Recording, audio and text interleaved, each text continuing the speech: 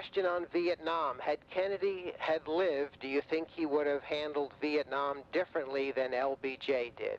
I realize it's just speculation, no one really knows, but we'd like to get your thoughts. Well, that's certainly what it is. Nobody really knows. Speculation. That's right. But,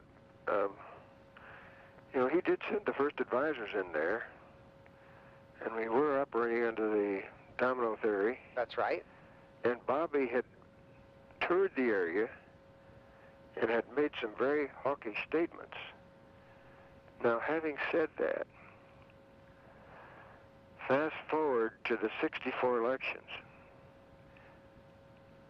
where he had gotten beyond the narrow victory of the 60, and truly was a president in his own right without any question. I don't think he would have sent in the troops that LBJ did. Okay. But LBJ was handcuffed where he couldn't politically take a vigorous posture against communism than Kennedy had. And he couldn't discharge McNamara and Kennedy's crew that had created the problem. He inherited them and the problem. And if he'd got some of his own crowd in there, they might have been able to say, hey, look, this is not quite what it looks like now. I mean, once you start down that road, you tend to look for things to substantiate the position you're in.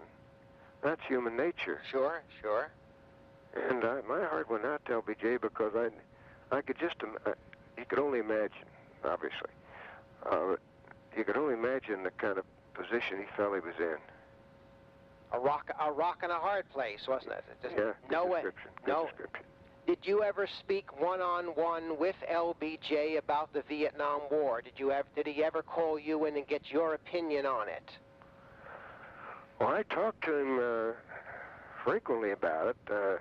He didn't call me in. Dick Russell, people like that, more senior and an expert in the area, but I was down there several times on a variety of different things, getting his support for the 25th Amendment and getting his support for direct popular vote for president. And I remember going in his office and one time, and he said, Birch, he reached in his inside coat pocket. He said, look here. He had a whole list of names. He said, look here. Here are all the boys that were killed last night. How do I tell their parents? Wow, what a situation. And there was a made-for-television movie here 3 or 4 months ago that talked about LBJ and Vietnam. And you could just see him disintegrating in that movie. I had seen him disintegrating in that movie. I mean, it was just like I'd seen him, just sort of looked older and more haggard and even his closest advisors, like Dick Russell, said when he asked him on one of the audio tapes, Dick, how do I get this goddamn thing off my back? And he said, Mr. President, I'm sorry, sir, I don't know. Yeah. Dick was probably one of the smartest, if not the smartest guy in the Senate. He was something, Richard Russell, wasn't he? Yes, he was. Yeah, and he was one of LBJ's great mentors, Sam Rayburn and Richard Russell. You got it. Yeah. Let's go to the question number 10. This is an interesting question.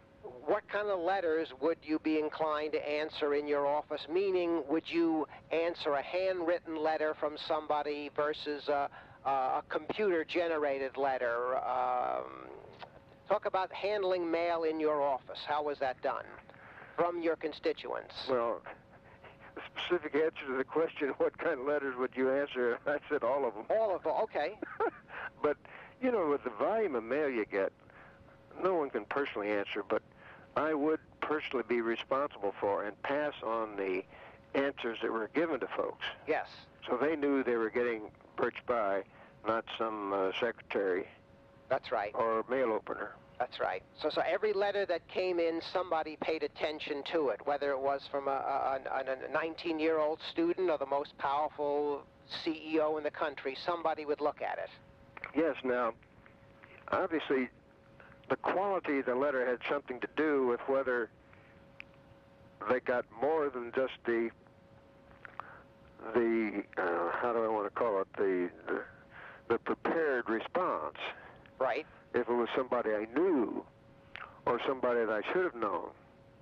or that somebody had an important constituency in the state, then they might have gotten a follow-up call from me or from my administrative assistant or the legislative assistant in charge of that issue. Okay. Invite them to come into the office with some folks and discuss it. I mean, but the mail had to be answered, and once in a while we wouldn't answer it, and boy, I really was unhappy about that. Yes, yes. Because that's what keeps you in touch with your constituents and keeps you getting reelected, and nothing wrong with that.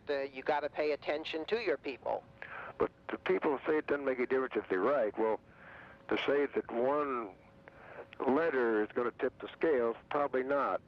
But many ones of letters do make a difference. Absolutely. Sure, sure.